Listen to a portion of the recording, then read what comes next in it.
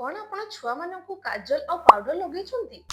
कौन आपण जानिछंती कि एहा छुआ मानक पय बहुत ही हानिकारक? ए वीडियोटा को पूरा लास्ट जाय देखंतु और लाइक और सब्सक्राइब करंतु। मां माने साधारणतः ये छुआ मानकु सजेबा पय काजल और पाउडर लगोचंती, किंतु काजल रे किछटा जिंस थाए, लेड थाए जोटा कि छुआर आखि रे गले छुआर आखि रेडनेस इरिटेशन हबो।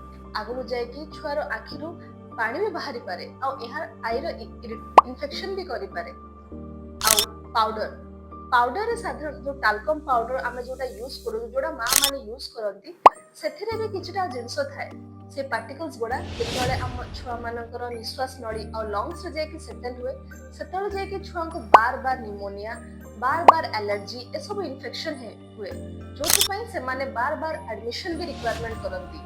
बहुत थर छुआ माने सीरियस भी हे जाते आ बहुत लंबा टाइम पे हॉस्पिटल में एडमिट हे के भी छुआ मानकु जमा भी काजल और पाउडर व्यवहार करिवे नहीं।